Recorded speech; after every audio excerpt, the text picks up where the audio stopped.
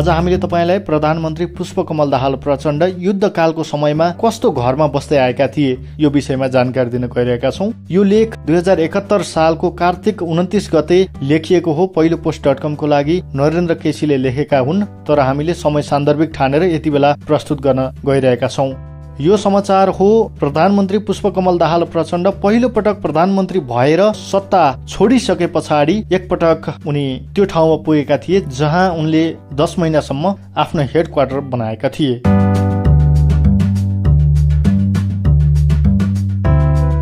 युद्ध चर्किँदै थियो। सरकारी र विद्रोही सेना आम्ने सामने लड्दै थिए। शहर बजार साँझ पर्दा नपर्दै मध्यरात जस्तो सुनसान भइसक्थे। एक ठाउँबाट अर्को ठाउँ जान पनि त्राही त्राही हुन्थ्यो। युद्धमा दैनिक जसो केहीको ज्यान गइरहेकै हुन्थ्यो। राजाले अप्रत्यक्ष रूपमा सत्ता हातमा लिइसकेका थिए। त्यसपछि अझ सरकारी सेना सक्रियताका साथ अघि बढ्दै थियो।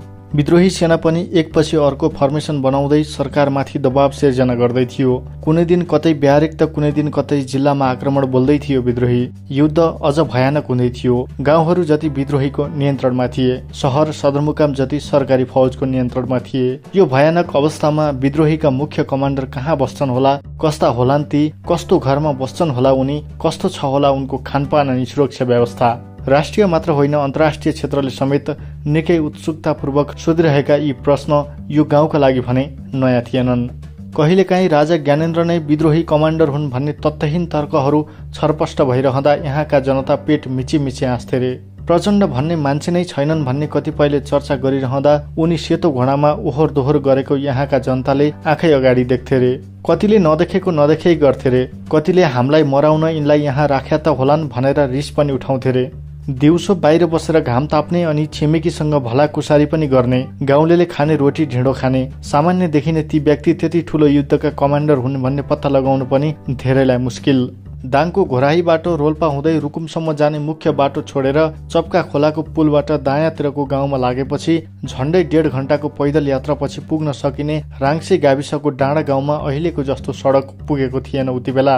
लामो डाँडाको बस्ती, केही तल झर्ने बित्तिकै एकान्तमा एउटा घर, त्यही नै रहेछ 10 वर्षे जनयुद्धका कमान्डर प्रचण्डको हेडक्वार्टर। युद्ध चर्किँदै गएपछि हेडक्वार्टर सुरक्षित गर्ने सबैभन्दा ठूलो चुनौती आयो माओवादीलाई। लामो समयसम्म भारतका विभिन्न ठाउँमा रहेको हेडक्वार्टर त्यहाँ पनि सुरक्षित रहन सकेन। ठाउँ ठाउँमा नेताहरू पक्राउ पर्न थाले। सीपी गजुरेलदेखि मोहन वैद्यसम्मको गिरफ्तारीले निकै असुरक्षित बन्दै गयो हेडक्वार्टर। लडाईँमा भारतीय शासकहरू मुख्य अवरोधको रूपमा आउन लागेको महसुस भएपछि अब यसरी हुँदैन भन्ने माओवादी नेतृत्वलाई लाग्न थाल्यो। भारतमा नेताहरूको गिरफ्तारीपछि हामीलाई हेडक्वार्टर देशभित्रै ल्याएर सुरक्षा दिनुपर्छ भन्ने लाग्यो। रोल्पा राङ्सीमै घर भएका तत्कालीन सैन्य कमान्डर नन्दकिशोर पुन पासाङ सम्झन्छन्, त्यति बेलासम्म हामीले पर्याप्त सैन्य शक्ति र संरचना पनि बनाइसकेका थियौं। सेना प्रमुखको हिसाबले हेडक्वार्टर जोगाउने जिम्मा पनि मेरै काँधमा आयो। त्यसका लागि सबैभन्दा सुरक्षित स्थल मेरो गाउँ हुन सक्छ भन्ने मलाई लाग्यो र मेरो घरभन्दा केही माथि रहेको डाँडा गाउँ स्थित एक घरलाई छनौट गरियो। यो गाउँ महिला नेत्री जयपुरी घरतीको गाउँ पनि हो।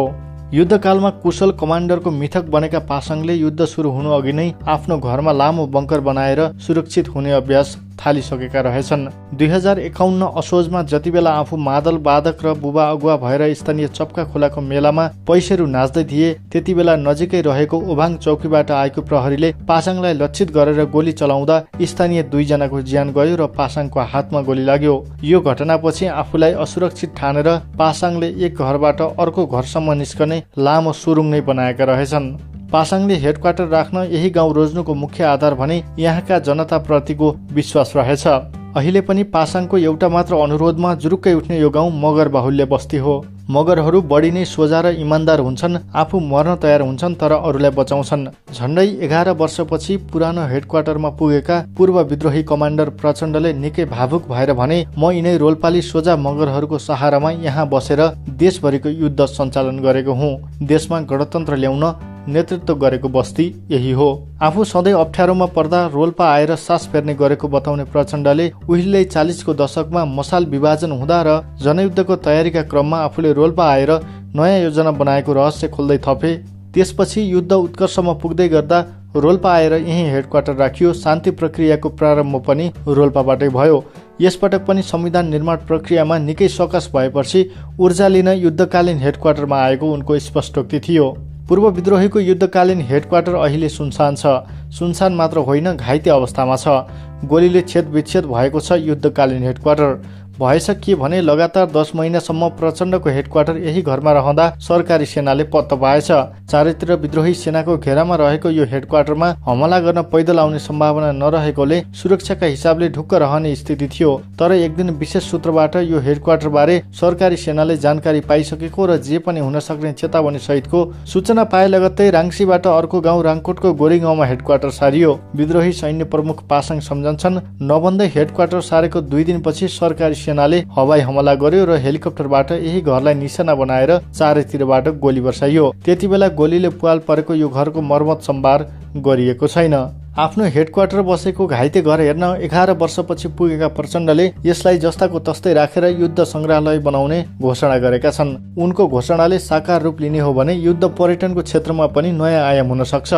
उनले यसपटक रोल्पा यात्रामा जुन स्थलहरूको छनौट गरे ती सबै हिसाबले ऐतिहासिक छन्, जुन स्थलहरू नेपाली राजनीतिक इतिहासमा चर्चित छन्। उनले प्रयोग गरेको बाटो शहीद मार्ग युद्धकालमै निर्माण सुरु गरिएको हो। यो बाटो खन्ने क्रममा लाखौं जनताको पसिना मात्र होइन, 3 जनाले रगत पनि बगाएको स्थानीय कार्यकर्ताले प्रचण्डलाई बाटोमा सम्झाउँदै थिए। बाटो खन्ने क्रममा माथिबाट ढुङ्गा आएर यो सडकमा 2 महिला र 1 पुरुषको ज्यान गएको रहेछ। प्रचण्ड रोल्पा पसेसँगै पहिलो मुकाम बनाए होलेरीलाई, जहाँबाट 2052 फागुन 1 गते प्रहरी चौकीमा आक्रमण गरी युद्ध थालिएको थियो। उनले एक रात यहीँ बिताए। बङ्कर यात्राको नामले चर्चा पाएको यसपटकको रोल्पा यात्रामा प्रचण्डको दोस्रो मुकाम थियो घरती गाउँको लोसेवाङ, जहाँ उनले बिहानको खाना खाने स्थान छनौट गरेका थिए। शान्ति प्रक्रिया हुँदै राजनीतिक घटनाक्रम यहाँसम्म आउनुमा यो ठाउँको ठूलो भूमिका रहेछ। 2062 सालमा नेकपा एमालेका नेताद्वय वामदेव गौतम र युवराज ग्यावालीसँग वार्ता गरी 6 बुँदे सहमति भएको ठाउँ रहेछ लोसेवाङ, जुन सहमतिको जगमा लगत्तै भारतमा तत्कालीन 7 दल र माओवादी बीच 12 बुँदे समझदारी भयो। त्यसकै आधारमा संयुक्त जनआन्दोलन हुँदै राजनीति यहाँसम्म पुगेको हो। यही कुराको सम्झना गर्न भन्दै रोल्पा पुगेका प्रचण्ड लोसेवाङमा बढी नै गम्भीर भावुक देखिन्थे। उनले मनमनै 12 बुँदे यताको घटनाक्रमको समीक्षा गरिरहेको प्रश्न बुझ्न सकिन्थ्यो। लोसेवाङबाट प्रहरीसँग अन्तिम ठूलो भिडन्त भएको घरती गाउँ, जुन ठाउँमा इलाका प्रहरी कार्यालय विद्रोहीले कब्जा गरेपछि देशभरिका गाउँमा रहेका प्रहरी सदरमुकाम वा नजिकको ठूलो निकायमा सारिएको थियो। यो ठाउँ हुँदै प्रचण्ड राङ्सीको युद्धकालीन हेडक्वार्टरमा पुगे। विद्रोही सुप्रिमको रूपमा 10 महिना बिताएको ठाउँ पुगेका प्रचण्डले आफू बसेको घर वरिपरिका टनेल र बङ्कर अनि डाँडा काँडा निहाले। धेरैले चर्चा गर्ने गरेको बङ्कर पनि अब बिस्तारै पुरिन थालेका छन्। यसपटक उनी विद्रोही सुप्रिमो होइन, मूलधारको वैधानिक पार्टीको प्रमुख प्रतिपक्षी दलको नेता र पूर्व प्रधानमन्त्रीको हैसियतमा पुगेका थिए। सरकारी फौजबाट जोगिन चारैतिरका गाउँमा विद्रोही सेना राखेर बसेको पुरानो हेडक्वार्टरमा उनी यसपटक 3 जना प्रहरी निरीक्षकको नेतृत्वमा 3 गाडी प्रहरीको सुरक्षाका साथ पुगे। उति बेला यी मान्छेलाई यहाँ किन राखेका होलान्, हामीलाई समेत खतरा हुने भयो भनेर त्रसित हुने गाउँलेहरू यसपटक भने प्रचण्डलाई हेर्न तछाड मछाड गरिरहेका देखिन्थे। गाउँ गाउँबाट आमा समूहदेखि युवा क्लबसम्मको अगुवाईमा झाँकी जुलुस सहित हात-हातमा सयपत्रीका माला बोकेर राङ्सीवासीहरू स्थानीय उच्च मावि पोखरीमा आइरिए। यहाँ गोलाबारी हुँदा त्रसित र आहत भएका राङ्सीवासी यसपटक दङ्ग देखिन्थे, किनकि प्रचण्डले आफ्नो युद्धकालीन हेडक्वार्टर बसेको ठाउँको रहस्य खोलेसँगै एकाएक राङ्सीको नाम देशभर चर्चामा रहेको छ। यो खबर हामीले 2071 सालको कार्तिक 29 गते पहिलो पोस्ट.com का लागि नरेन्द्र केसीले लेखेको लेखमा आधारित भएर बनाएका हौं। यति बेला भने प्रधानमन्त्री पुष्पकमल दाहाल दोस्रो पटक देशको प्रधानमन्त्री बनेका छन्।